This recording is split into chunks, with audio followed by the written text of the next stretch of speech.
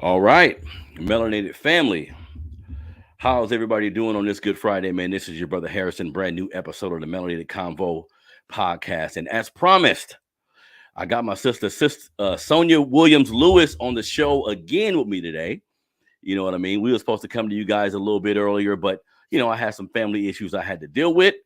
But we back to get this thing in today, man. And this I appreciate having this sister on the show with me because being in this space where I'm talking about everything going on in our community, having a female, like having a black female voice on board that is like-minded, this is important. You know what I mean? We need to do more listening to our black women who are on the right page. You know what I mean? So this sister has bringing a wealth of knowledge. She has 20 plus years in working in the school system.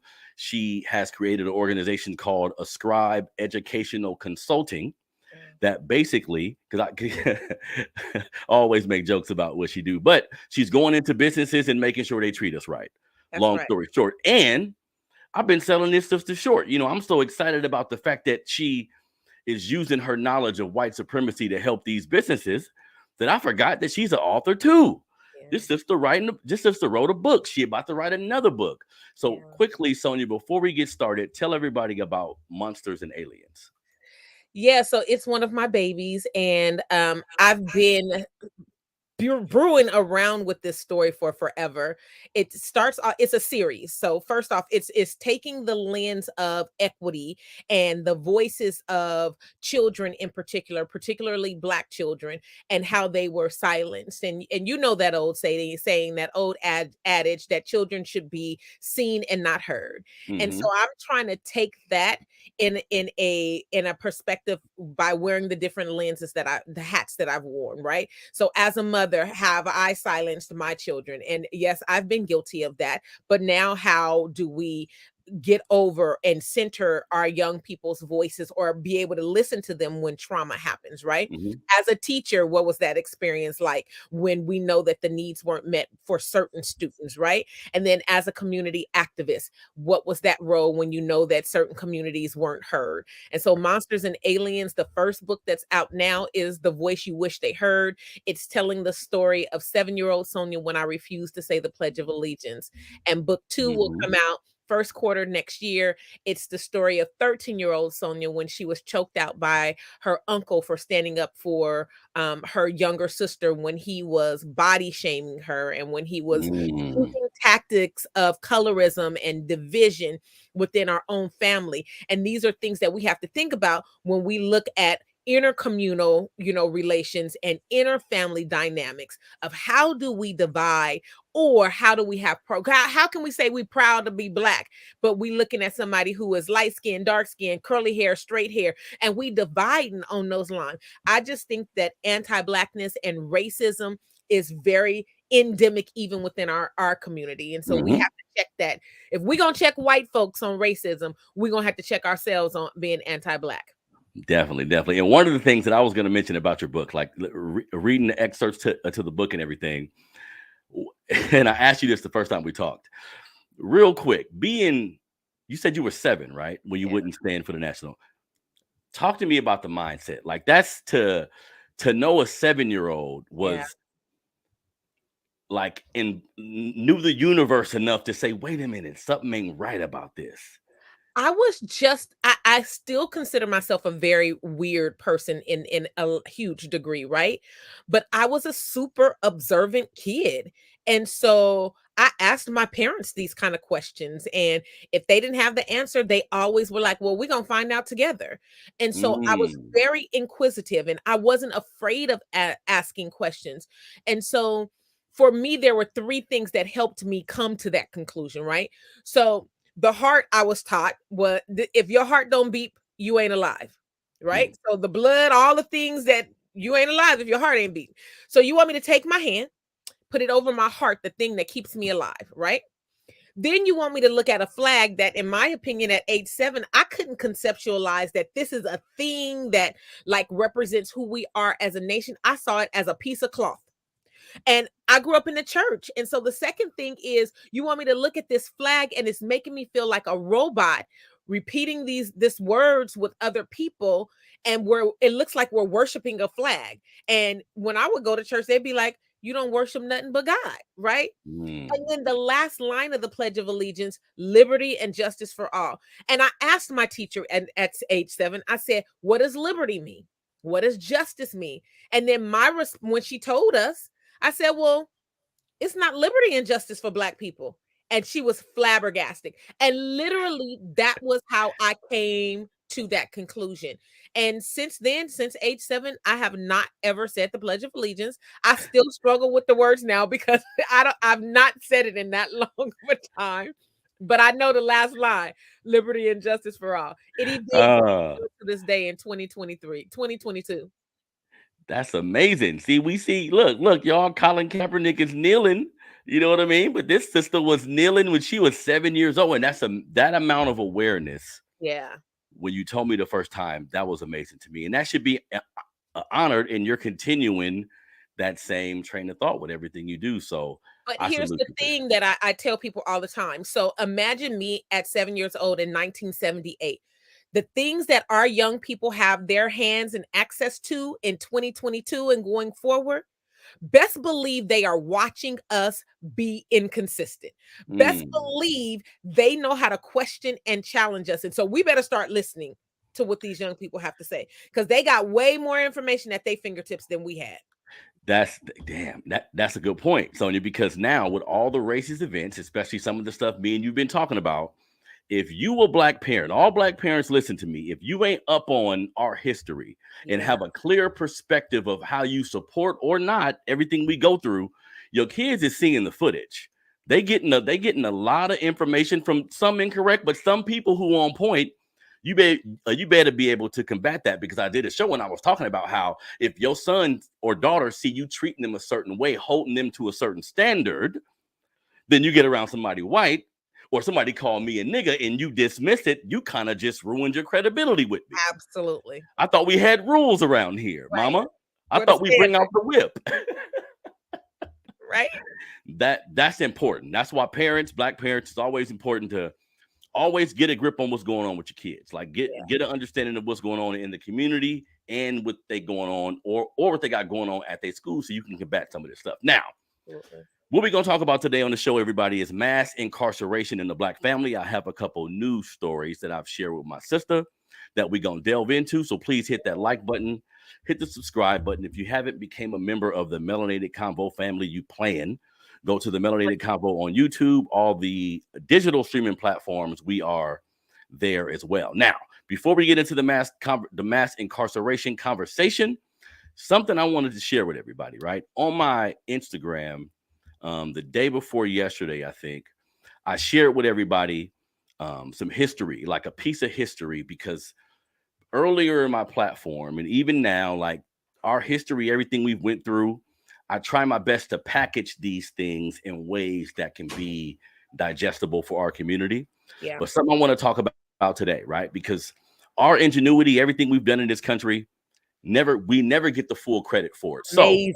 So, right? So in the 1960s, let me read this to you. Not so long ago, emergency medical services didn't exist in the United States, but a group of Black men in Pittsburgh and a pioneering white physician changed that. So the first paramedics in the United States were Black men. So in 1966, like in the 60s, when someone hurt themselves, they get shot, heart attack, anything, the police showed up, which is something I wasn't aware of. The police showed up and they just put you on a gurney, threw you in the back of a police type van and brought you to the hospital, right? Now, this changed in 1966 when former Pennsylvania Governor David L. Lawrence served as Pittsburgh mayor. He suffered a heart attack at a political event, right? Now, when he suffered this heart attack, the police ambulance showed up, which is just a police paddy wagon, threw him in the back. A couple weeks later, he died. So from that standpoint, so after that happening, a white paramedic, some black individuals in the Philadelphia area, they decided to create what is called hold on one second, family. the Freedom House Ambulance Service. So the Freedom House Ambulance Service in Pittsburgh was the first ambulance service in America. The white doctor created some of the blueprint, but all of the employees were black. And Sonia, I think that's important when we look at like telling our kids they can be whatever they want to be, telling them Ever. about they're doing bad math, and we're telling them, hey, we created math. I think all of these things are a way to let the young people know, nah, you don't gotta rob, you don't gotta shoot, you don't gotta lean into any of the stereotypes. Your people have been very instrumental in the ingenuity of America, right? Yeah. So when you look at this type of story and this type of contribution from our people, Sonia, what do you think? I'm not surprised hearing this story, and this was very new to me. I had not, and I've heard about a lot of things that we have done ingeniously in this country to build up, but I'm so not surprised. We're talking about, especially during the era of like we're out of the civil rights movement, so folks were forced to figure things out in Hmm. community. And Hmm. Philly being a very diverse community, even at that time, I'm not surprised. I mean, then it makes me think about now is here in Sacramento during COVID. I can remember some folks in community were like, imagine a world where we don't have to call the police if we know that somebody is suffering from a mental health crisis. And so now we have something called MH First, started by a Black woman, right? Mm. Who now you don't have to call 911. You can call their hotline, and they have people who will literally talk people off the edge. And so that's what it's reminiscent of. But yeah, every problem that this country has had has been solved. It's always been a Black person in the background saying, like, I wonder how I can solve that problem and make it better Hmm. for all of us. Yeah. Hmm. So And kudos to them. kudos to them. And really, they seen how just being black, for one, the police arrived to your neighborhood at least like 7 or 8 minutes behind schedule.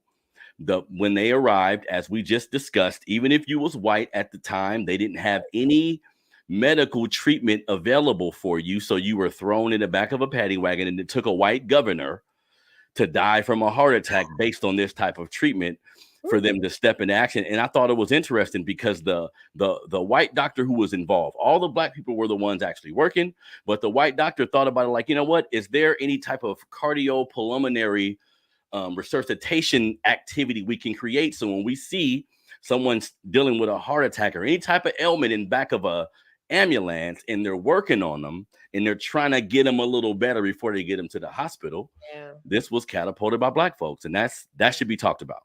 Absolutely. Absolutely. That should be something not only celebrated. So remember, we had a conversation not too long ago about the top five. When Black History Month comes around, it's those top five people that get repeated, Hmm. rinsed in the cycle over and over again. Hmm. And that's one way of keeping us dumb to the fact of what we've contributed to this country. Because Yeah. when you only can riddle off the names of five people, you don't have space in your brain to talk about things like this. Hmm. Because it's like, oh my God, that happened. I can't believe that, right? And so I tell people all the time, look behind the scene, because behind the scene of everything that is popularized in this country, I am of the opinion that a Black person was either listening at the door, doing the grunt work for it, and trying Hmm. to figure out how to make it better. So yeah, Hmm. kudos to them, and thank you for sharing that with us. And this is necessary, black folks, because again, we have these conversations with our young children about what you want to be. Right. And this is a loaded question because we say what you want to be, president, governor, lawyer, and all these things are possible. But sometimes if you tell them, hey, without even asking what they wanted to be, if you tell them, hey, you created this, this is something you actually started, there's a level of ownership. There's a level of honor Absolutely. there when they look at a paramedic like, damn, I've seen paramedics. You mean to tell me a black man was because one of the paramedics who was a part of this group, he wanted to do it because one day he was in a store and somebody fell out in the store and he seen a group of black men rush in Yeah. professionally. They knew what they was. This is in the 60s. They Yeah. knew what they was doing. They rushed in professionally, put him on a gurney. They was talking to each other in a language he didn't understand. And this is the civil rights era. He like, what the Yeah. hell? What And they I do? mean, right, right. And so that also speaks volumes, in my opinion, to once upon a time in community, we used to take care of each other. Mm-hmm. Also, October is the month when the Black Panther Party was started. And remember, they started at Merritt College in Oakland, California, Mm-hmm. as a reading club, reading about Black history together. So you had Huey P. Newton, you had Bobby Seale, you had the founders of the Black Panther Party. They didn't start with, oh, we're going out there and we're going to arm ourselves with guns and we are going to protect our community. They started out reading about Black history, so then they can articulate what it means to have Black pride, and then they got together and figured out programs that they can use and develop to protect the Black community. Wow. See, I actually didn't know they started that way, but that is empowering, and it speaks to what I always say. Like me doing what I'm doing now, Yeah, I equate it to a person who is trying to find themselves and they find the Bible, right? yeah, And they use the sentiments from the Bible to empower themselves, and that works for people. yeah, The same thing happened to me, but it was with Black history. Once yeah, I read, because I've heard about a lot of stuff, once I begin to read what's happened to us and how things have affected, I said, oh, I'm thinking about my brothers and I'm thinking about them selling right, what they had to do to survive in the neighborhood I grew up in and how everybody was acting. I'm like, damn. So there was that the government had a hand in all of this. Now, this isn't to make an excuse and say, okay, I can't be successful or I right, can't thrive now because they did this to us. But knowledge is definitely power. So yeah, everybody, if you've never heard of these brothers, please do a quick Google search. The Freedom House Ambulance Service in Pittsburgh, Pennsylvania, the first paramedic, the first paramedics in this country. And yeah. like always, it was started because we seen a need I need, and we fit that need, just like we've always done for ourselves and everybody else in this country. Right? yeah, All right. So let's get it popping. The first thing we want to talk about real quick here. As you can see, the name of the show is Mass Incarceration in the Black Family. So we're going to talk a little bit about some articles I presented my sister about mass incarceration. Biden is doing a pardon on people who've been selling weed. We're going to talk a little bit about that. And really, just as Black folks, how do we avoid this system? How do we combat it? absolutely. How do we join groups or organizations that combat it? So let's get into it. Now, I found this very interesting that I seen an article that basically states how mass incarceration shapes elections, right? And something that I wasn't very clear on, everybody, is when we talk about a particular prison, just to make it a shorter story, when we talk about a particular prison in an area, you would think that prison is being counted. Everybody in the prison the population is being counted for the city that they come from because that's what they come from. But in actuality, what happens a lot of times is they count the prisoners for the particular district, which benefits said politician. So Yeah, we know mass incarceration has affected us by over policing our communities, locking up our fathers. We can go on and on. But Sonia, I had no idea that after you lock us up, the elected official were using other tactics to benefit themselves. You know what I mean? yeah. The prison pipeline, or the prison industrial complex, as we call it, right, is the number one profitable industry in this country. Mm-hmm. I mean, there's no other country in the world that houses so many of its citizens Mm-hmm. in a prison system. And so that's one thing that we have to look at. But the second thing is it's profit behind it. And the only thing I can equate it to historically is slavery, chattel slavery here in this country in particular.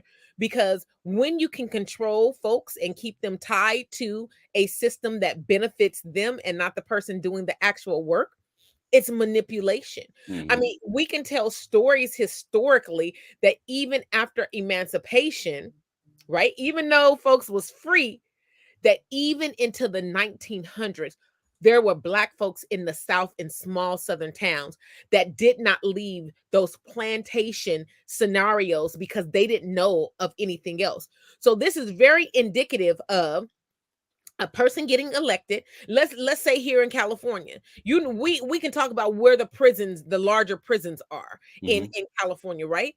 And so when I think about high desert, for example, Around High Desert. High Desert is the name of a prison here in California for those who are not here. Around that area, it's not a large population. So a person who's going into politics representing that area, they now get to count the people who are in High Desert prison Mm-hmm. as a part of that area's population. What does it do for that person who's now in political power? They say, "Oh, well, my population is this," even though the people who are bringing in tax dollars to support that and revenue generation of that community, it really isn't happening. But they get federal dollars coming into that area because the population is higher. Yes, and this, if you look at it, I was thinking something. This creates an incentive for a particular politician to say, "Yeah, I'm going to put in the privatized prisons. I'm going to any legislation that comes up about it. I'm going to support it because this will help me get reelected at a different time." And Absolutely. this is a deeper level of how these things affect our community. Because again, like I said, we understand we getting put in jail. Our communities are overly populated with police, but now we see that there's kind of an incentive for it. You know what I mean? Yeah. And I mean, the incentives are high. I mean, those companies, so not only so the prison industrial complex and its profiteering, right? They are connected to big businesses who then go to the prison system who says, "Can I get some of your prisoners to work for us?" Right? Hmm. On the back end, say for example, if a person is up for parole and they are released, they don't get any kind of certificate or rehabilitation status that says that they are qualified for this type of job. And then they are left in that catch 22. How do I make money to survive? And if I can't get a job because somebody is looking at my prison record, my criminal record, they're holding that against me to even be able to get a job, then I fall back into the cycle, and the revolving door of the prison industrial complex continues to come open for that individual, and they cycle in and they cycle out. And so what does that do? It keeps people tied to a system because they don't have any way, no means of thriving in the Hmm. outside of that prison, right? Definitely. And then I was a part of that article was basically saying that some prisoners that may not have been convicted yet are sitting in holding cells, are sitting in county jails around the country, Yep. and they actually have the ability to vote. So when voting time comes up, the administrators of these prisons and the elected officials in this area, they intentionally do not tell the prisoners that, hey, you're waiting to be sentenced, but while you're waiting, you can be while you're waiting, you can vote in this election in 4 days. You know what I mean? And Unless then, you live in Sacramento. Because I'm a part of a group called Decarcerate Sacramento, and we go into our local jails and we give out leaflets. We provide public defenders with little hand leaflets that they can give to their clients that says it's election time, and if you haven't been convicted of your crime, you can vote. And so right now we have a push. mm, Decarcerate Sacramento has been working to defund the building of a new prison in down I'm not prison, a new jail in downtown Sacramento, hmm, and the expansion of RCCC, which is the jail that's out in Elk Grove. Because we know that if they spend those monies and those dollars there, all they're doing is making room for more bodies. And our thing is people in community who know individuals who've been in there. It's not about rehab, and we hmm, know that people with low level or non-violent crimes can and should serve their time at home. They can be employed, they can be living, right? They can show up to court, but they don't have to be in a jail cell to hmm. be held for a non-violent or low level crime. And so that's kind of the initiatives that we've been pushing here. But every county around this country don't have activists like Decarcerate Sacramento to let people on the inside of these jails know that they can vote. Damn, I didn't even know that was available. But reading that article, I was thinking, of course, we have activists in a lot of different forms, like with police Capacities, yeah. brutality and stuff that goes on.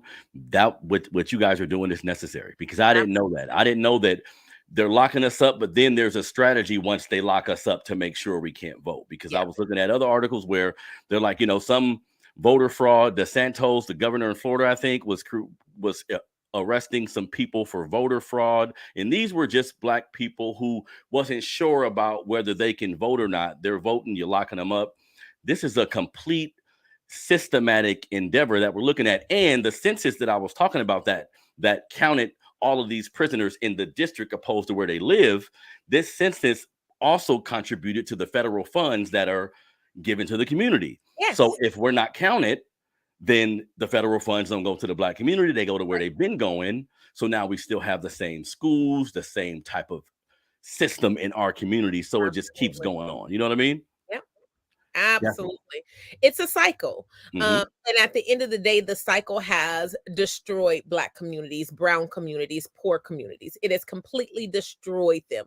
I think about communities like Detroit, Michigan, which was, the former Ford automobile capital of the world. And those were Black communities. Black workers worked in those factories, right?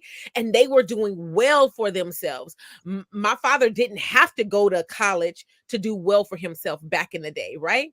That generation could go into a blue collar job and do well, buy a house, send your kids off to college and do the things that quote unquote is the American dream. We Hmm. can't do that anymore because certain industries have been pushed out and shut down because they've benefited the Black community too much.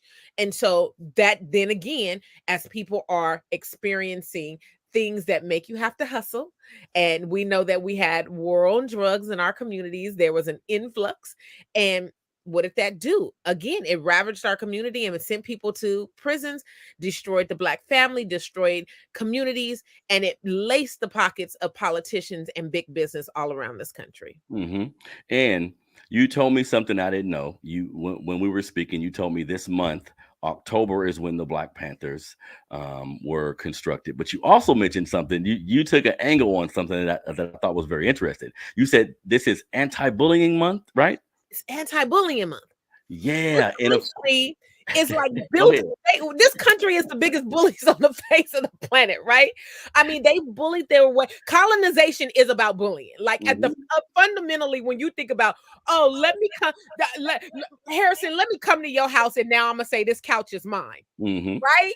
And then when I say this couch is mine, then I'm gonna say, okay, well, this part of the kitchen is mine. Right. Okay. So now that we sharing this house, Harrison, and you looking at me like we sharing this house. I'm like, yeah, I now live here. It's intimate domain. Right. And I'm Hmm. staking my claim on something that you obviously were there first. That is colonization. And so this country built on colonization, built on a system of chattel slavery. And I always, because I'm a historian, like to differentiate for the pigeons and the birds in the background who say, well, there was slavery in Africa before the Europeans came to Africa. You are so correct. But slavery in Africa was very different from chattel slavery in America.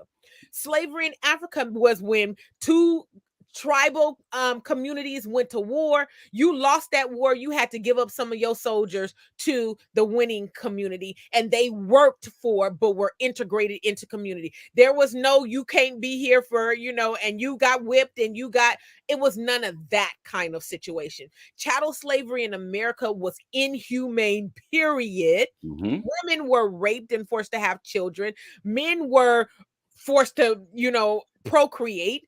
It was a system that was demoralizing. And so when we talk about, hey, what's going on and why are these things so prevalent to today? When you think about bullying, our children learn it somewhere. And I assert that they learn it at home.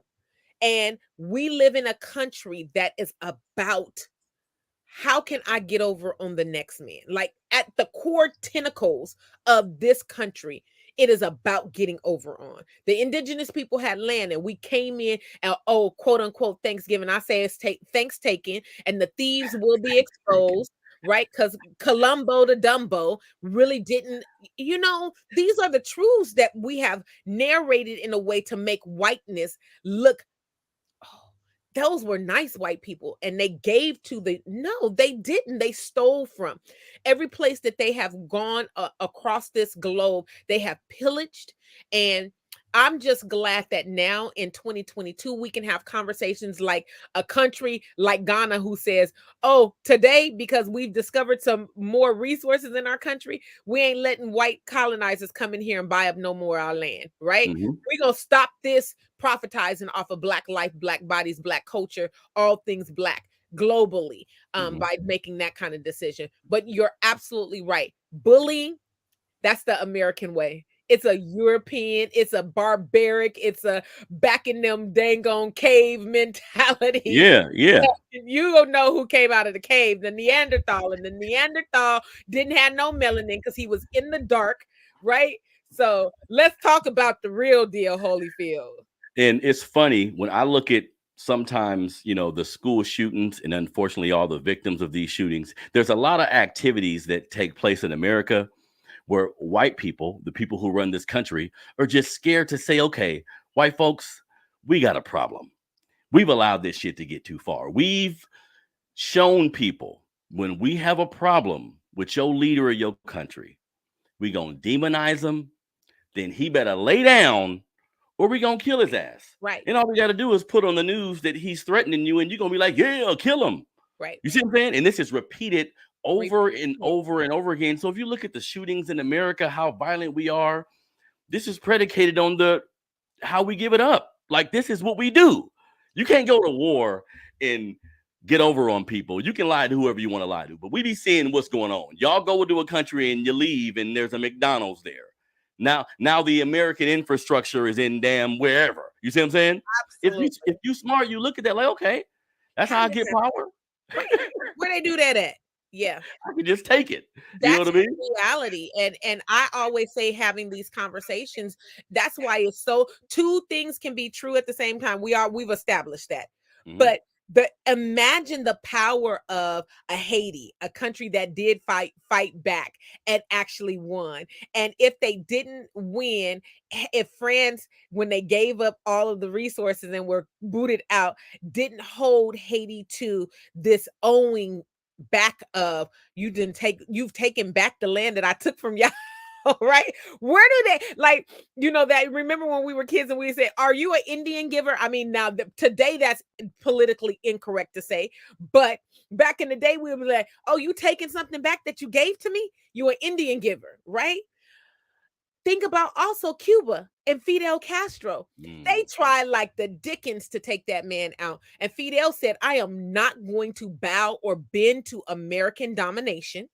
And to this day, there are American doctors going to Cuba, and they are the most educated and prepared doctors on the face of this planet. They come out of Cuba. But we wouldn't know that because we vilify and just demonize people like a Fidel Castro and countries like Cuba or countries like Haiti. And we need to be clear that Haiti suffers today. Where you will see a news article or watch something they're going through and it looks war torn.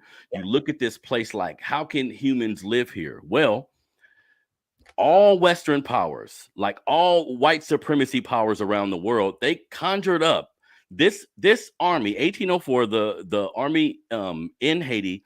These brothers was so successful, they're still being spiteful. You cut off all the trade lines. They can't get what they need. Yes. Simply because they whooped your ass. Yes. Simply. See, and it's like I love that story and I talk about it a lot because that's a small template for what we can use. See, they were using voodoo. Like they were using their ancestors and the resources around them. They didn't have no big ass guns, none of that. They just didn't mind dying. Right. See, they weren't scared. And now we have Negroes because of assimilation, and you've been able to taste some of that white water. Now you like, I ain't fighting for nobody. Right. And we scared. You know what I mean? Fear is predicated on both sides of the aisle, right? Yeah, so white folks are afraid that, if we do this, that's going to make it something, we're going to have less. And that absolutely is not the case. I want to convince folks, anyone who's under sound of our voices, share this, follow the melanated conversations, because at the end of the day, we live in a very resource rich country who tries to sell you a hill of beans. It's a false narrative that there's a deficit, right? Because we just experienced COVID, and I want everybody to raise their hand. If you got a stimulus check, that means that they can make more money. There we go. I mean, let that resonate with you for a moment. There we go. There's resources, oodles and boodles of it.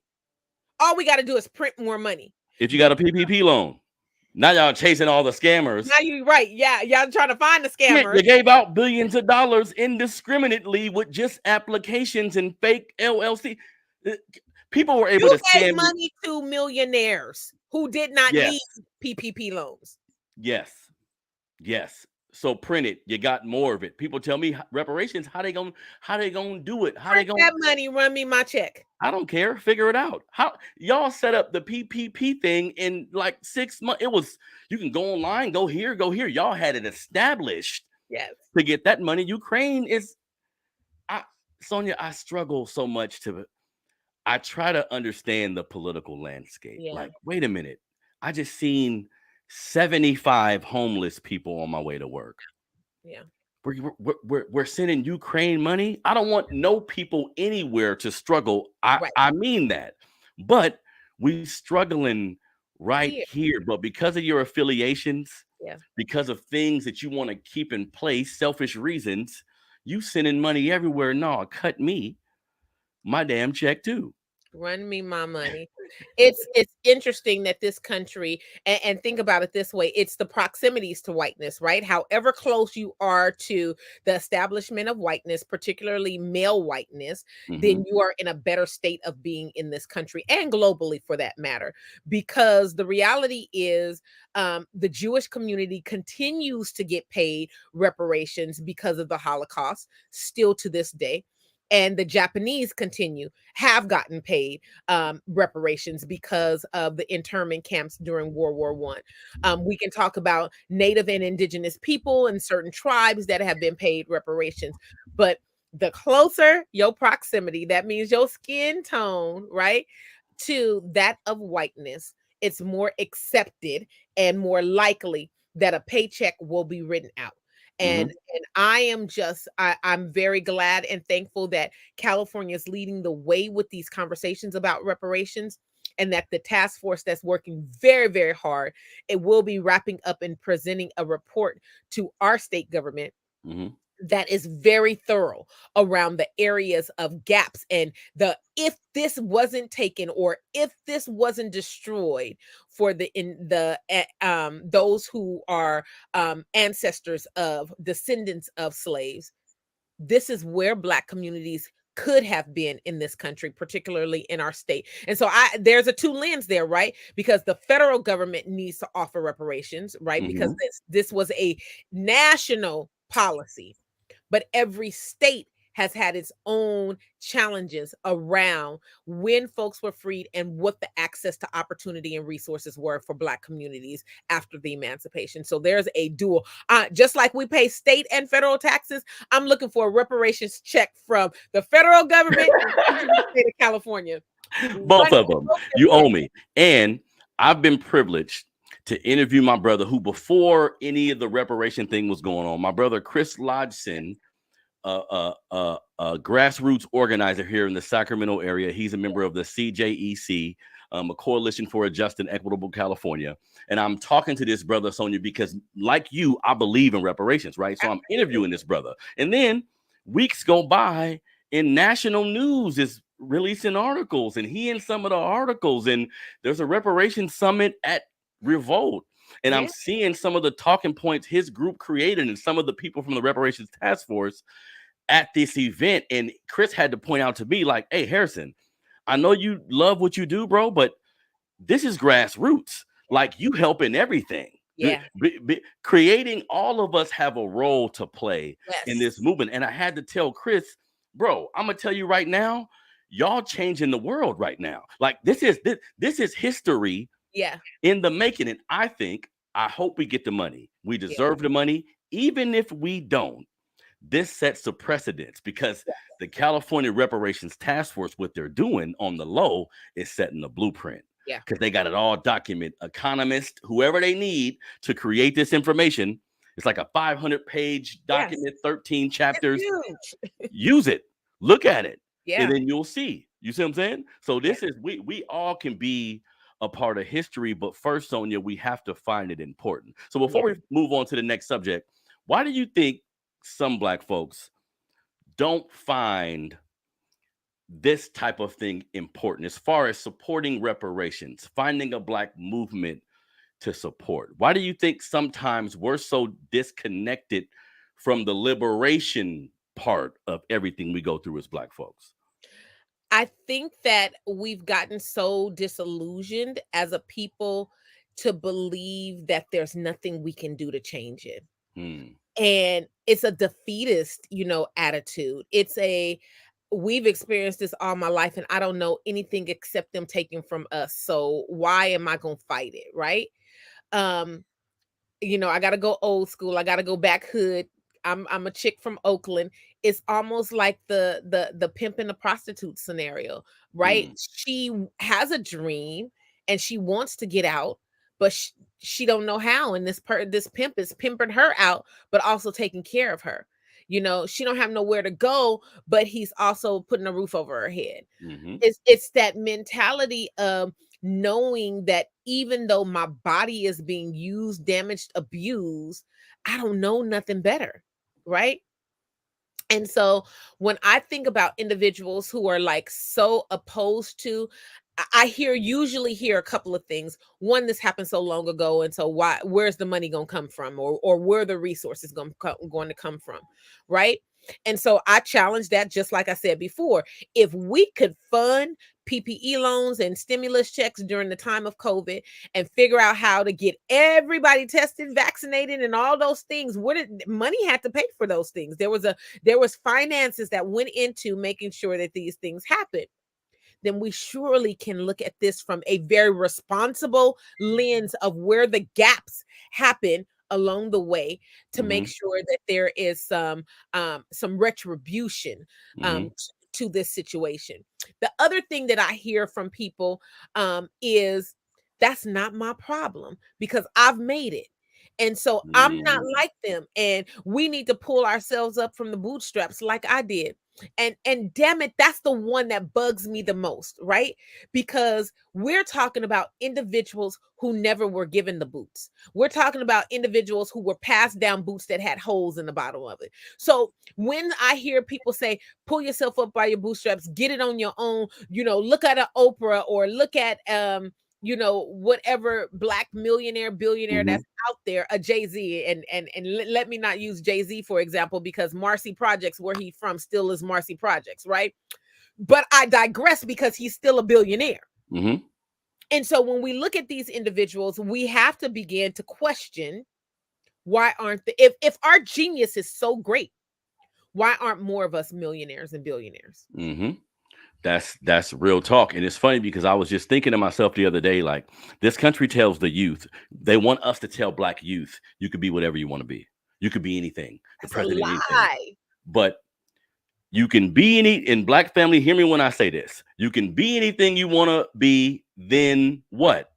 Right? Because I'm getting older and I'm getting to a point, everything I do, everything I teach myself, if you don't care about the black struggle, if you're a lawyer or a doctor, a Yeah. politician, and you don't care about the black struggle, your family is going to benefit. You can move wherever you want, but ultimately you won't positively affect us. So how about we got to start teaching our kids, yes, be a lawyer, be a doctor, but let me teach you our history so we can navigate this back to how you're going to help your people. Because me and you had a conversation about leaving the hood, and you said one of the most brilliant things I've heard. I wanted out of this place. I wanted out. I left and I came back and said, wait a minute. It looked the same. I've been gone. I'm elevating. Ain't no reason flooring a road should still look the same. Ain't no reason. So then you come back and say, okay, what could I do? You ain't got to live in the hood to help the hood. Right. The idea is turning your back on it. And then in Right. private circles being like, yeah, I came from there. Whoa.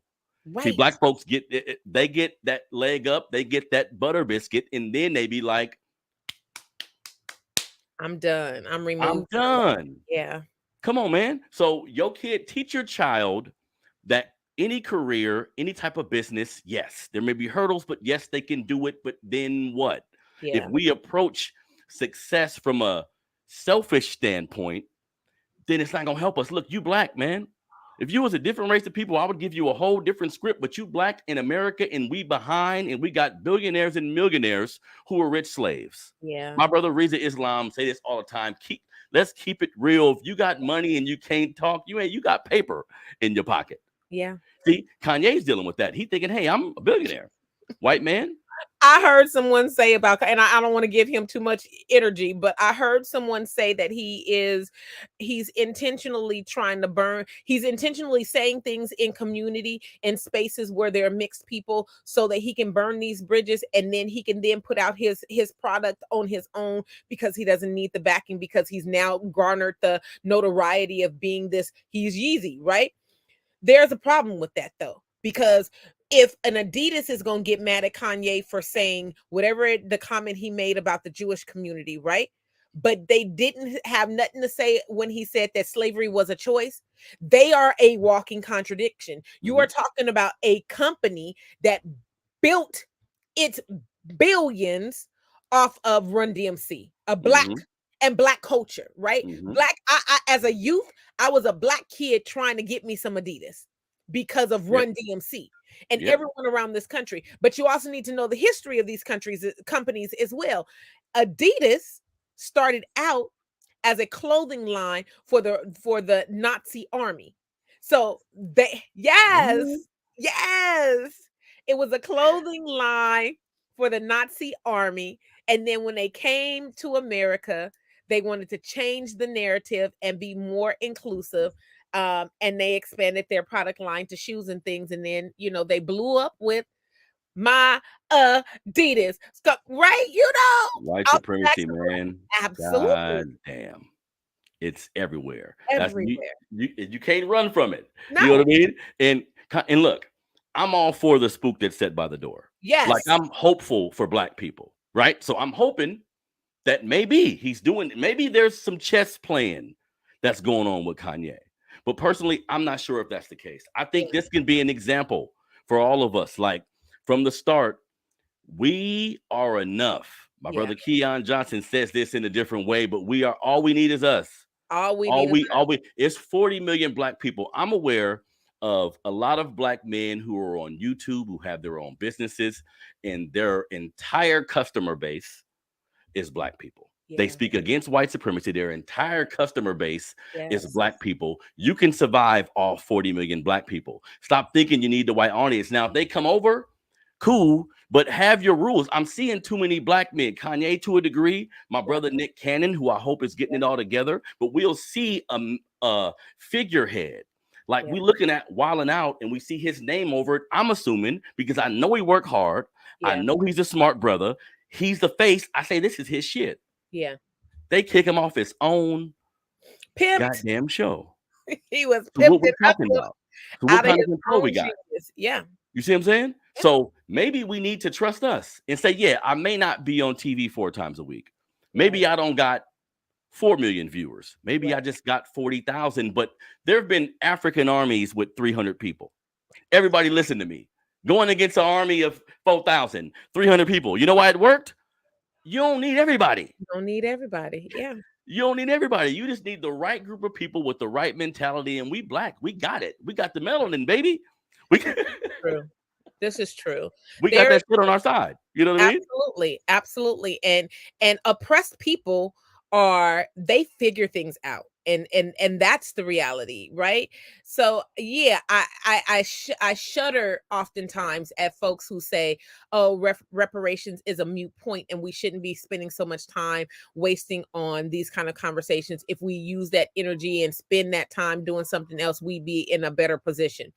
The reality of it is too many, there are too many gaps, right?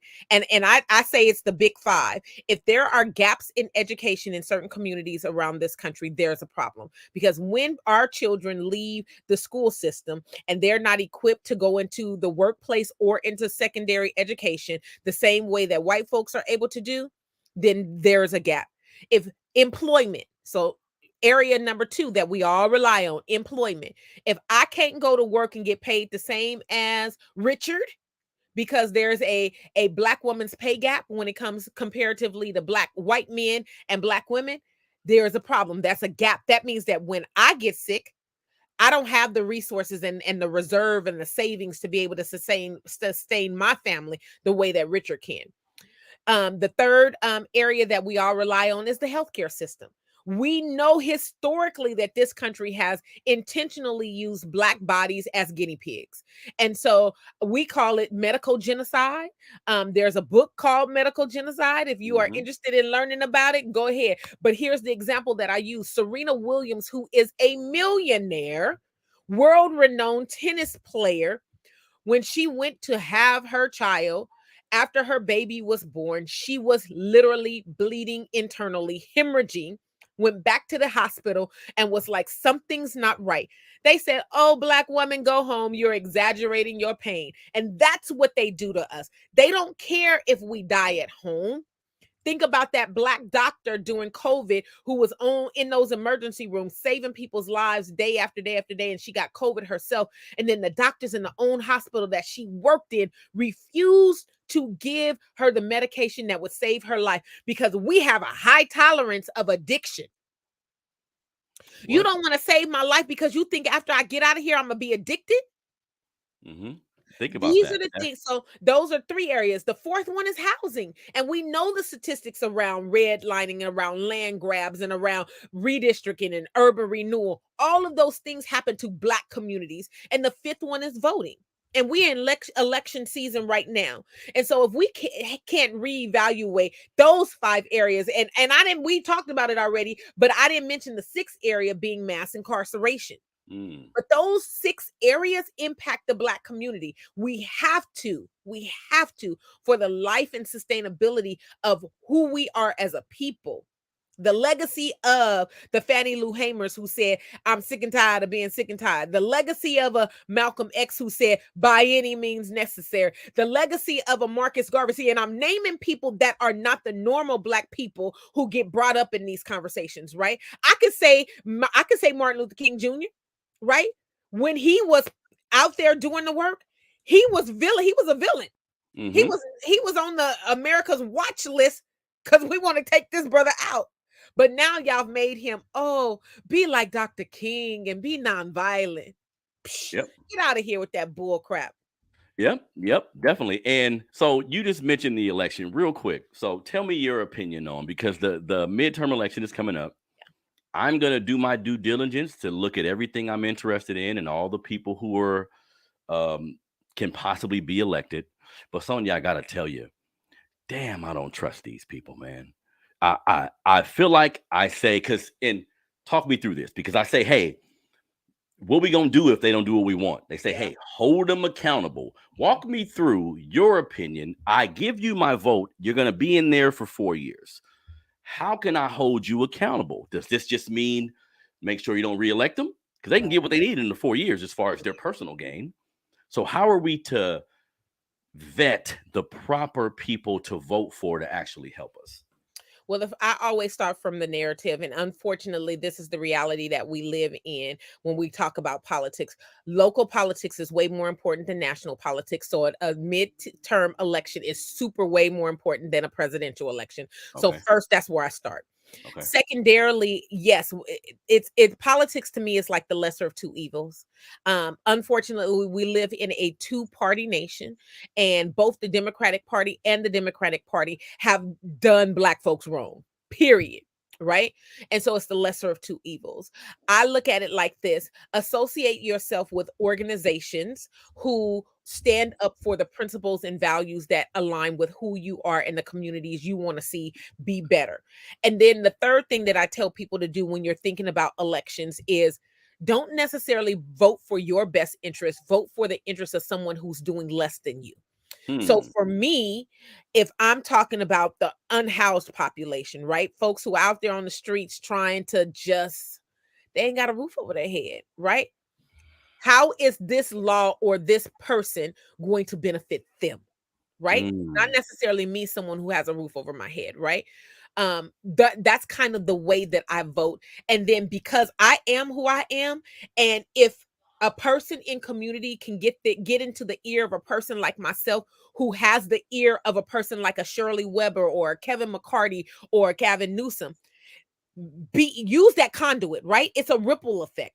It's connecting the dots. Somebody knows somebody who can get in the appropriate person's ear to make sure that these changes happen. We would not have been able to change the law around policing here in the state of California had we not stayed in Shirley Weber's ear for Mm, 2 years there to we get go. AB 392 passed, the Stephon Clark law, right? Got it. But it took activists. We wrote that law. We got together with the mothers and the organizers in community, and there were lots of us who we didn't know. We all grassroots organizers siloed into our own communities, fighting for the things that our community needs. But when we got together in a room, it was like, damn, y'all got that as an issue too. Mm, We then report that back to our communities. So when we talk about transparency and accountability, it's not just a person who's elected, it's the people who's associated with those people who've been elected and holding them accountable too. Because I want to be able to call up to my Vang, who's a current city, Sacramento City councilwoman, and she's in represents my district where I live, the Meadowview district, and I want to be able to say, convince me why are you standing in solidarity with Angelique Ashby, who is very, in my opinion, anti-black. I've been mm. shut down as a black woman in city council meetings by Angelique Ashby. Why are you convince me why I should vote for her? Right. And Mm, so it's the ripple effect of holding people accountable, not just the elected officials. definitely. And that, man, as I move forward in everything I'm beginning to see that in this country, the grassroots is everything. Yeah. Because I'll be talking to my brother Chris, and the reparations thing he's doing before that, even the organizations he's a part of, Sonia, they're meeting all the time. I'm Yeah. like, bro, can we talk Saturday? Nope, got a meeting. Can we talk Monday? Nope, got a meeting. And I know how America works. You got Yeah. to earn money Yeah. to have a house and have clothes. Yeah. So my people out here who taking their time, they weekends, you know how we love the weekend turning up.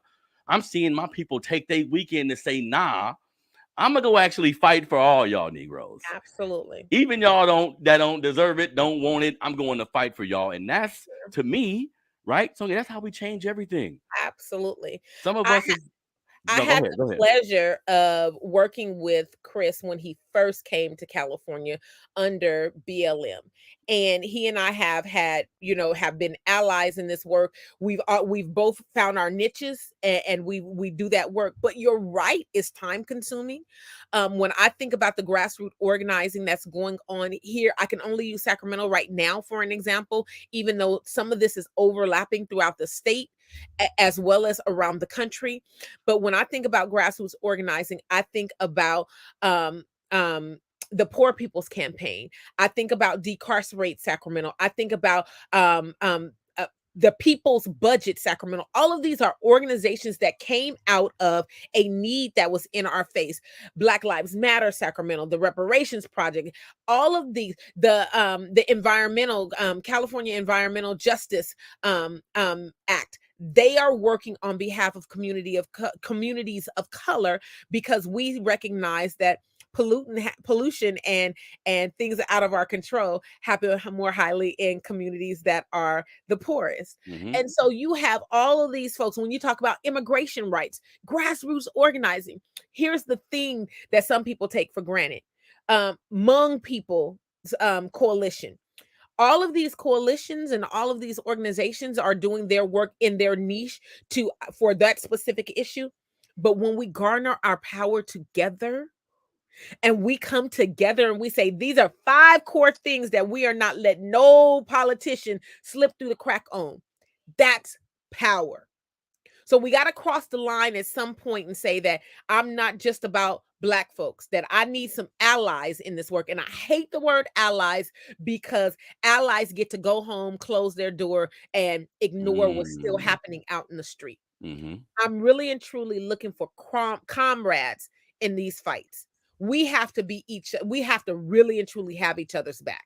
And having each other's back means that I put my life on the line when something is happening. Literally. Literally. Not When, like figuratively, not literally. figurative, literally. When Asian hate was popular, Black folks was like, we're going to stand with you, but we want to remind you. Remember that little girl back in South Central LA Come on in that now. Asian Come on store where now. y'all just killed her when she had a jar of orange juice, Come on and now. she had the money to pay for the orange juice, and you thought she was stealing? Letitia Rawlings, Come on right? now. So we want to remind you that while these coalitions are important, that we have each other's back. I want to remind immigrants when they come to this country gives you a foothold to and a step up over the people who've been here forever and built this country And we've marched and protested and got things with them. passed that helped usher the ability for you to come to your country. Because look, we can't opt out. Right. Tomorrow, if I say, "Hey, I'm sick of this black racist shit. Let me go to another country who treats me better," or treat look, you can go somewhere else, but we don't have a greater place. We don't have People that. Right. consider America as the land of milk and honey. You can come Right. here and be ever you want to be. And I get it. Like, I don't be hard on immigrants, but look, man, we've been here. Don't come over here and take on the same ideology as the white Yeah. supremacists. Don't come over here and get to talking shit to me. Don't come over here and when we get shot, you hide out and Yeah. don't want nothing to do with it. But we are the poster children for fighting injustice. So we on the front line for everybody, motherfucking ass. But Everybody. when shit happen to us, they quiet. I ain't got no problems. Yeah. I got me a business in your neighborhood. Why I'ma complain? Yeah. You see what I'm saying? So I'm so big on allyship and working with everybody, but you got to be willing to work with us, man. Like You got to put in that sweat equity. That is like, I'm not looking for somebody to put a sign in their lawn and say Black Lives Matter. I'm not looking for you to buy a t-shirt. I'm not looking for you to come to a march and a protest so that you can post it on your social media and then go back into your family and y'all have cool kiki and haha moments where you let Uncle Bob make jokes about black folks, right? And you don't say nothing. And then your kids hear it and then they go to school and they do the same thing. And then you have incidences like in Yuba City where we think it's okay to have a slave auction. All of these things are connected. Yep. All of these things are connected. And so, yes, allyship is important, but you got to take a step further and actually put in some sweat equity. I'm not, I declared on my New Year's resolution in 2019, December 31st, 2019, that ally shit is dead. And I meant that because I saw people coming in with that performative stuff. I hate when a Daryl Steinberg, who is the mayor of Sacramento, comes in and says, "Oh, I'm gonna take a knee." But when Stephon Clark was murdered, he was like, he wasn't taking no knee. Yep. Don't come telling me that I got only 2 minutes and you're gonna interrupt what I have to say to you when we've been saying the same thing to you for 5, 6, 7, 10 years. And just because George Floyd was murdered in the way that he was murdered, don't tell me about vandalism in our city when these things happen, when we don't own shit. So why should we care about the vandalism of the shit that we don't own? People always say that. How you burning down your We're not. What? My community? We're not.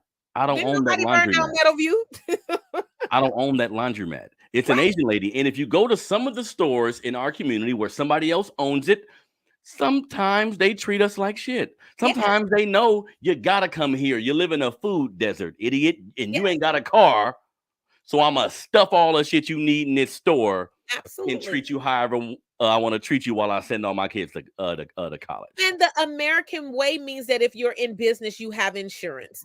And thank God for insurance because it's going to pay for replacing the damage and the vandalism and the properties that were stolen. So miss me with comparing property damage and vandalism and theft to that of a life being choked out, murdered, lynched right in front of public and even behind closed door.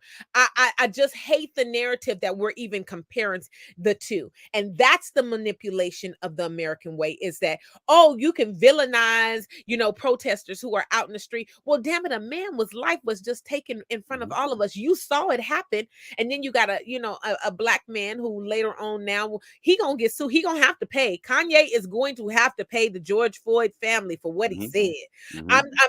I'm sorry that he's gonna be an example, but I'm not sorry. I'm just gonna tell you the truth. He's going to have to pay. We can't recklessly see. What people don't realize is the First Amendment protects you from what you say towards the government. It don't protect you from slandering other people. Them people can come back and sue you and you gonna pay. So he's gonna have to cough it up. So while he's making these moves or not having mental health issues or being intentional about these moves that he's making, he's gonna have to pay the piper in a lot of different ways based on his actions and movements. And I think money doesn't absolve you from Yeah. needing knowledge, because on the Drink Champs, they said something that damn near offended me. He said, I've never finished a book. Now, look, I know you can get knowledge from watching things. Talking to people can provide you with a wealth of knowledge. But and I tell people this all the time when they ask me why am I reading a book on history. Some shit you can't get nowhere Nowhere else. but a book. So Kanye, he's taking these Candace Owens talking points about the fentanyl and George. Look, man, that's not your wheelhouse. Right. That's not your wheelhouse. I understand like your creativity and who you've been as a man in our community. I get that, but you're a celebrity. And I'm not saying shut up and make music, as they say, Yeah. No. but educate yourself or bring somebody on with you on the show that's going to enlighten people on some of the points that you're making, because Yeah. you are black. And to America, I always say this, to America, all of us, we just one big nigga. Yeah. You think because you got on a suit, or because you're dribbling, or you got a clean cut, or you like the niggas who don't be having lineups, like whatever you do to your makeup to make yourself look safe, you're not safe. Right. You're not safe. You know what I mean? So, You're man, not safe. these are important conversations. Sonia, one thing I want to touch on before we leave. So, Mhm. talking about everything going on with mass incarceration, and we see how it has affected our family, and we see how they're still pulling all these political stunts to use Yeah. these prisoners to their benefit as black parents, right?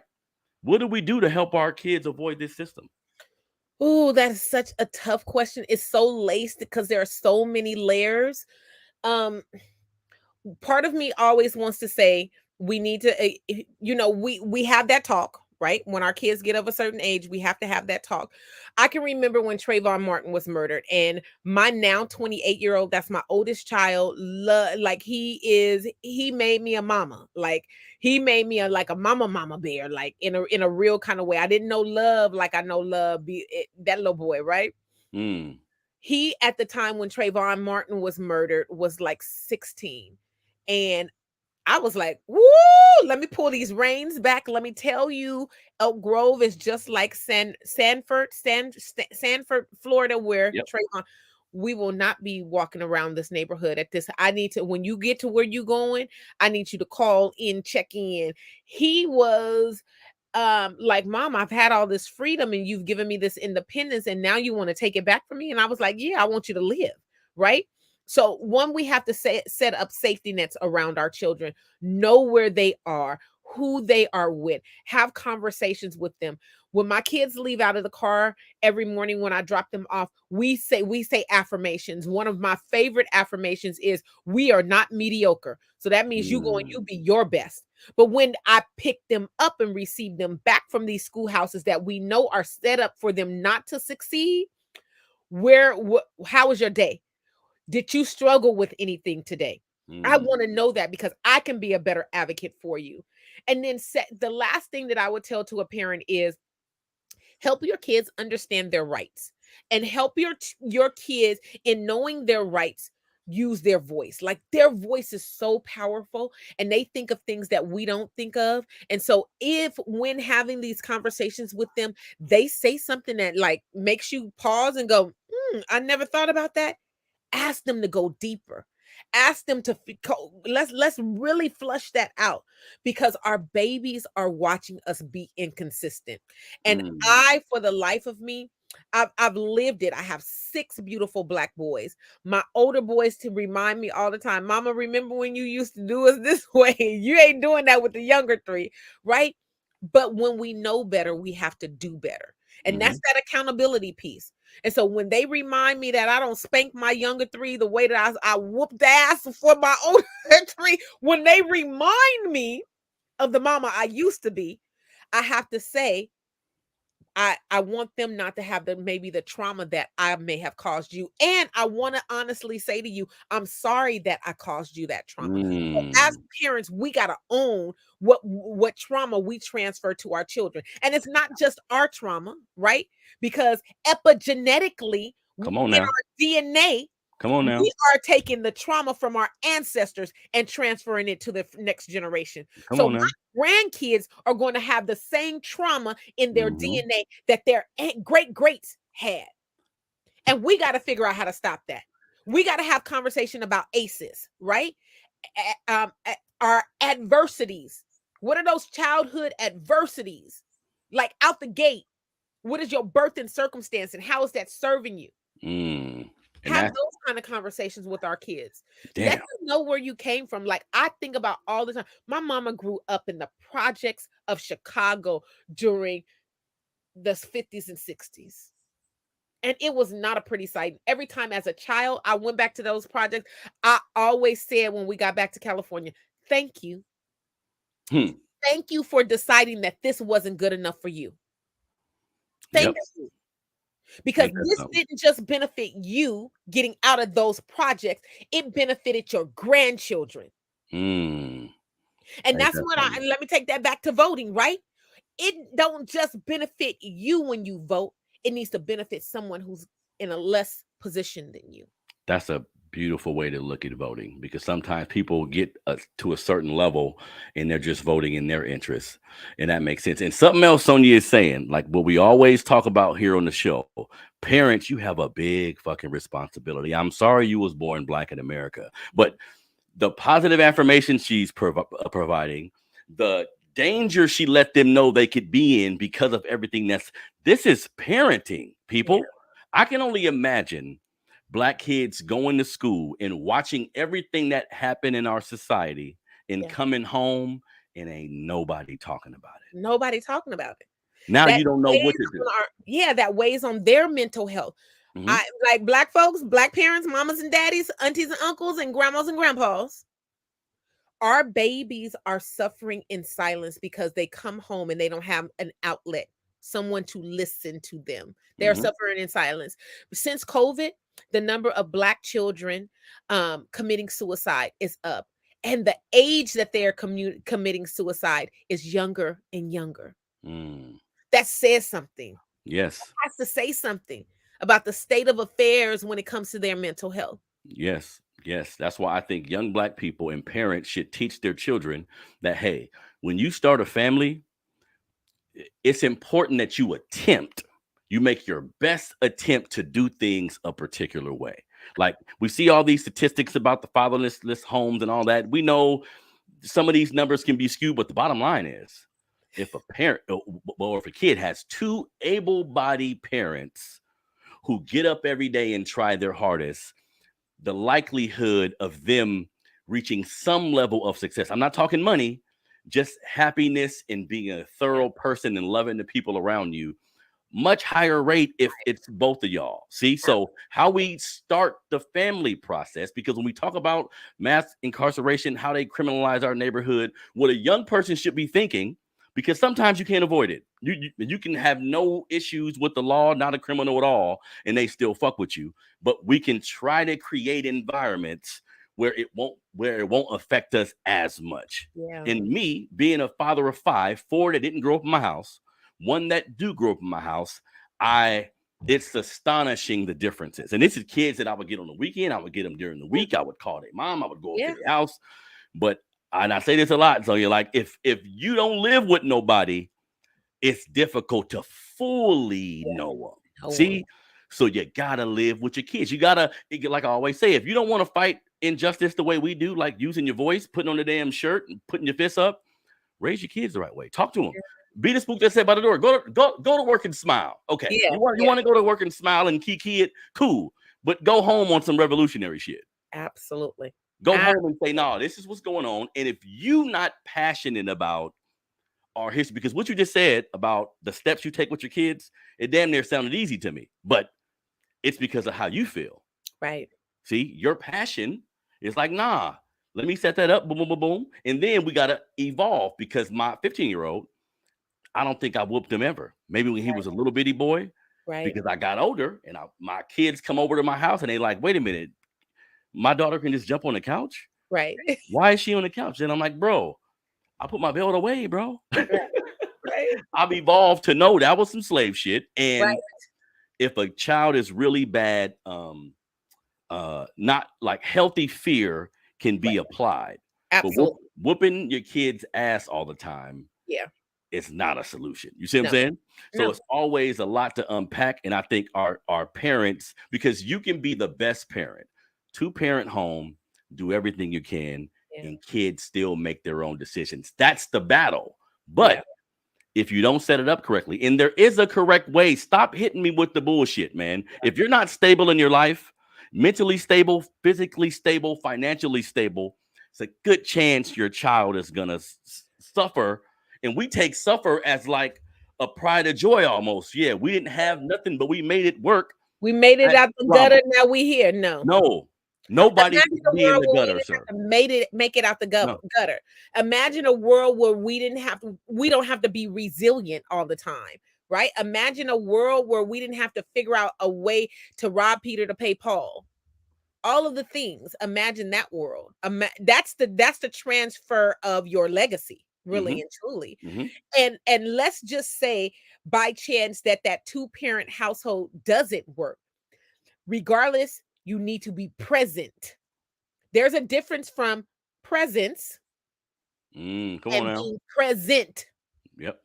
And we have to really and truly be intentional about that. It's a travesty when children grow up and they don't know their parent. Yep. And vice versa, right? I the data and the statistics, even for Black fathers, speaks to an inherent, and it has to be in our DNA. It has to go back to the motherland, right?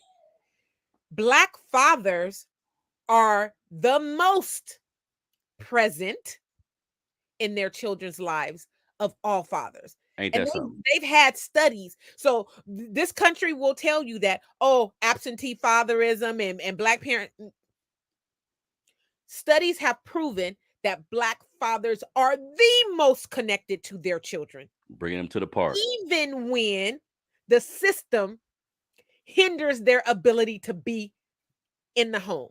And it Even does. when the system prevents them from going up to school because I got a record and I can't go on that field trip with my baby. Even when, right? These are our realities. Yep. Even when the mama say, "Oh, you ain't paid child support this month, so you ain't Come seeing on my now. baby." Come on now. Even when Black fathers are hands down the most present fathers of all fathers. And there's something to be said about that. We made it through slavery, knowing that we had babies that was being sold off to this plantation and that plantation. And when we was emancipated, we went to go find our babies. Come on now. And some of us, and this is like everything you're saying, but this is some big shit. Some of us ain't got daddies, but figured out how to be a good one. What? The ingenuity, like the brother we was talking about who created the paramedics. Look, people be hitting me with you saying king and shit, but all y'all wasn't kings. That's not the point, man. Of course, everybody in Africa wasn't a king, but the attitude, what we can be, what we've done. This country don't teach us nothing. If you're not teaching your kid about this stuff, who will? See, so parent, we should take it very serious. And I've talked about this a lot, Sonia, because I didn't have a father. My brothers had children with women that they didn't live with. I thought I could just do that. Don't look that hard to me, but it's so much more to it. Giving your kids clothes and shelter, heat and air, that's actually the beginning. Yeah. There's a whole bunch of more work that goes into it. So when I see young dudes in our community doing different things, yes, I'm gonna hold any human accountable, but I'm thinking, damn, let's go to the books here. Yeah. How are they raised? Because all of us, poor white people, poor Italians, whoever it is, if you poor, you're gonna conduct yourself a certain way. Absolutely. All immigrant groups did it. That's just how it goes. You know what I mean? So this is important conversation, Sonia, and I always appreciate you being on the show with me, sister. And we're gonna continue to have these conversations. Sometimes it's difficult. Sometimes we have to hold ourselves accountable. I'm never gonna take the system because because what happens is too, how I speak. If you're not that kind of person, I may not talk to you like this. So, and growing up, Sonia, like I stuttered in elementary school, junior high school. I had a horrible stuttering problem. So doing what I do now, all my friends, but everybody that I grew up with. See, this is a different type of thing where everything, how I feel about everything, everybody knows. Sometimes, because that's what they tell you. Hey, don't talk about politics. Don't talk about religion. I talk about all that shit openly. And people hit me like, hey, bro, it ain't that serious, or Yes, hey, and I'm it like, is. then in 3 weeks they be like, yeah, I agree with what you said the other day Yeah, though. yeah. This is I'm life getting you. or death. I'm getting you. And all it takes sometime is to spark the mind of somebody. And now they say, okay, I'm gonna do things differently. And Yeah, that's all I'm trying to do here. We need to get somewhere, black folks, yeah. Republican, Democrat. I don't give a shit what your affiliation is. How you feel about me? when, Absolutely. when That's you real see me, talk. come on now. Do you love me? Right. Cool. Then you can get into if it starts with loving your people genuinely, it Yeah. don't matter what position you hold in Yeah. America, you're gonna bring that thing back. You know Yeah. what I mean? So this has been another episode of the Melanated Convo podcast. Everybody, please continue to tune in. We're gonna be back next Thursday. Thursday, I promise you, me and my sister, Sonia Williams Lewis. And man, look, black men. This is something else I wanted to cover because Sonia, you remind me a lot of my wife, like Mhm. outspoken, ain't letting shit ride like that's, and I gotta live with that every day. You know what I mean? So I'm like, black men, understand this is what you need, man. You have to get comfortable with that. Like our women are double minorities. What my woman goes through, and she's the owner of a funeral home. Like she's Yeah. been in environments where it's all white men, Oh man. and she's had to be a rider. You see what I'm Yeah. saying? And it drains her sometimes, mentally and physically. And I honor her because I be telling her, look, I do a lot of stories about people from the news and people from our history that have changed things. And that's you. Yeah. Like to much like when you have such a big responsibility, there's gonna be a lot required. Yeah. So we need to support the people around us who speak truth to power. Because some of us is on the fence, some of us is scared, but we gonna get you. Don't Yeah. worry, we gonna get you there, man. So please do me a favor and go to the website, the Melanated Convo. Subscribe to the Melanated Convo on YouTube. I am on all the digital platforms: Spotify, Google Podcasts, everywhere you can hear people talking. I'm there. You feel me? Next month on Thanksgiving, at my wife's business, Thompson Rose Chapel Funeral Home in Sacramento, we're doing our annual Thanksgiving dinner where we bring our family and cook a fire Thanksgiving dinner. We ain't going, this ain't store-bought nothing. You know what I mean? We putting our love and compassion in it because Yeah.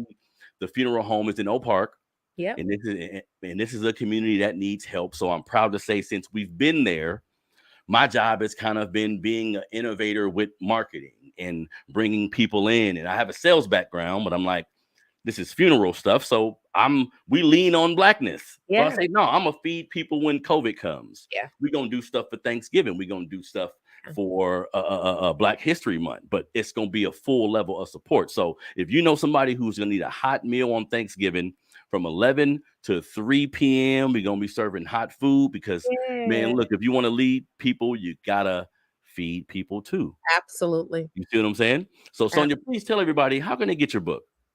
You can get the book at Ascribe Success. That's ASCRIBE success.com. Find the book there, share with a friend, give it as we're gonna have we'll probably have a promotional for Black Friday, but I'm gonna be out the country during that time. So it might be the week after. But we are going to have a holiday promotion around the book to just garner some attention around it because book 2 is coming out very soon.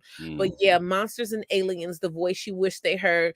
Think about yourself. I tell people this all the time. Think about your 7-year-old self and what thing did you wish you could have told somebody that was happening to you. Maybe you weren't 7, maybe you were 10 or 13 and you know, you didn't have that first thing of trauma until you were a little bit older in life. But for Black kids, oftentimes it's younger and younger and younger, and we have to be able to hear and validate what those experiences are. So for that reason alone, I say, 1, get the book, but 2, next time a kid is trying to tell you something that they're going through, listen. You better listen, right? And then tell everybody if they are part of a company, a part of an organization Yeah. where they got some blind spots. They Yeah. ain't hiring Black folks. They told she should try a different hairstyle. Right. Right. How can they get in touch with you to I would get to I would her? say the same thing. Go to the website. There is a call to action button that's on the website to book a consultation. It's a free discovery call, and basically I apply my AAA approach to every organization. I don't care what industry you are in. I don't care the size of your organization. Every organization deserves a good equity coach, and that's what I bring to the table. The first A is we acknowledge. We want to acknowledge that we are recognizing racism has negative impacts on everybody, not just Black people. Two, you have to be committed to auditing your systems, practices, procedures, who is your gay, audit everything and bring it up to speeds to the times of today. And then the third thing is that you're going to align. That is that action piece. We want to align our mission and vision statements to the actual needs of the most vulnerable in community. That goes back again. I'm going to say it a third time. The most vulnerable in community are the ones that we need to protect the most. And so when you go to the election polls, vote for the most vulnerable in community. What's going to benefit them? So that's my AAA approach. Acknowledge, audit, align. Definitely, definitely. So reach out to the sister, get that book. If you're a part of a company that needs this help, even if you're an employee at a company, you can tell your boss, "Hey, I Absolutely. know somebody that can come in and get this right," because she gonna be fair, but she's gonna be direct. See, and that's Black folks. We need to be unapologetic about all of our approaches. And do you know if a fair white person see you being unapologetic, they're gonna respect you? Do you know if you Absolutely. come in the door cooning, they laugh when you leave? Yes. When you chuck it up and tell a Black joke with them, they say, "Oh, we got him." We Right. Time is done for that. You feel me? So hook up with my sister. Please continue to support the Melanated Convo podcast. This is the passion of mine. Every week we gonna bring it to you, man. Send me a DM again. I don't care. I love my people and I practice it on a day-to-day basis, and I'm not gonna stop. This is your brother, Melanated Convo podcast. My sister Sonia Williams Lewis. We out.